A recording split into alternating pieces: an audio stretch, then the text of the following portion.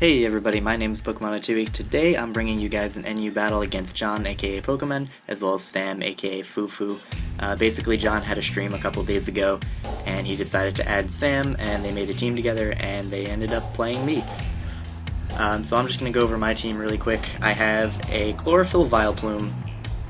This is actually kind of a partial Sun team, so Chlorophyll Vileplume followed by Heatrock Uxie with Stealth Rocks, Memento, Sunny Day. Then I have a Fletchender, which recently dropped to NU and has been tearing everything apart. And then I have Taunt, Life Orb, 3 attacks, Mismagius.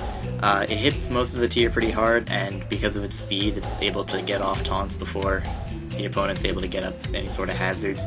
Next up I have my Kabutops, which is my Rapid Spinner. You know, when you're running a Fletchender, you kind of need hazard removal. And then I have Heatrock Liepard, which is also kind of my second Sun setter-upper guy, as Vileplume isn't running Sunny Day. But yeah, this ended up being a pretty fun battle, and I'm just going to get it started right here. He ends up leading with his Hariyama, as I end up leading with my Uxie, and this is a pretty decent matchup for me because I know I can take a knockoff no problem, which is exactly what he decides to go for after I get up my rocks.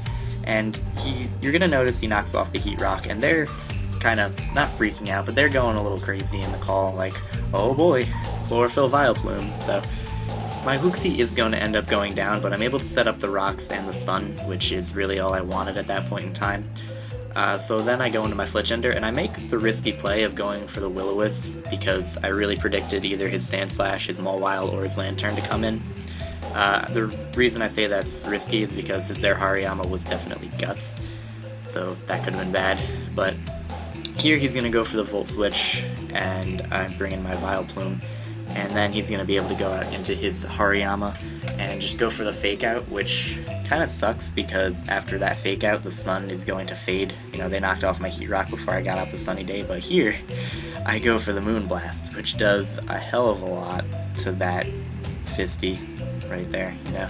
And they really did not see that coming. They were all happy because they were like, oh, we can't get off the Solar Beam, but then I can get off a Moon Blast. So here I just go to my Kabutops, finish him off with the Aqua Jet, and here they go to finish me off with the Energy Ball, but I'm running Focus Sash, which is kind of weird on a Rapid Spinner because, you know, you send it in on rocks to get rid of them, and then your Sash is suddenly broken, but, you know, here I just go for the Aqua Jet to finish off the Kadabra, but no, Water Absorb Lantern. So that's kind of weird. Here I just go for the Stone Edge to weaken the Lantern to the point where Fletchender can knock it out, but he actually pulls a double into Mawile, which is also good because that's another check to my Fletchender. And here he goes for the Sucker Punch as I go for the Aqua Jet, which means I out-prioritize it and I'm able to knock it out with the next Aqua Jet. Here he ends up going into his Scyther, and I don't mess around. I don't really want to switch anything into this, so I let my Kabutops go down. I could have gone for the Aqua Jet, but I didn't want him to pull a double in the Lantern for whatever reason.